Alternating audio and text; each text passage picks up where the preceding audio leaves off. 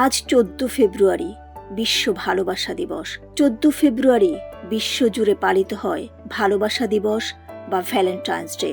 ভালোবাসা, অনুভূতি আর প্রিয় মানুষকে বিশেষভাবে প্রকাশ করার এই দিনটির ইতিহাস কিন্তু অনেক পুরনো।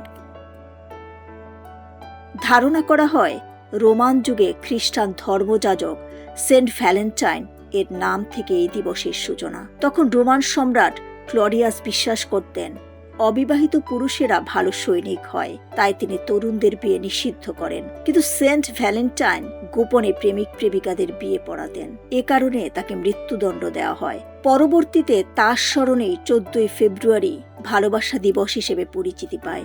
সময়ের সঙ্গে সঙ্গে ইউরোপ ও আমেরিকায় এই দিবস জনপ্রিয় হয়ে ওঠে। ফুল, কার্ড, চকলেট কিংবা উপহার দিয়ে ভালোবাসা প্রকাশের সংস্কৃতি তৈরি হয়। বাংলাদেশেও ভালোবাসা দিবসের প্রচলন শুরু হয় 90-এর দশকে।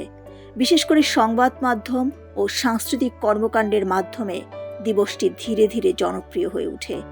বর্তমানে বাংলাদেশের শহর থেকে গ্রাম সব জায়গায় তরুণ তরুণীদের মাঝে দিনটি বেশ উৎসাহ নিয়ে পালিত হয়। ভালোবাসা দিবসে প্রিয় মানুষকে ফুল দেওয়া, ঘুরতে যাওয়া, উপহার বিনিময় কিংবা সামাজিক যোগাযোগ মাধ্যমে ভালোবাসার বার্তা দেওয়া এখন সাধারণ দৃশ্য। শুধু প্রেমিক প্রেমিকা নয়, অনেকেই পরিবার ও বন্ধুদের প্রতিও ভালোবাসা প্রকাশ করেন এই দিনে।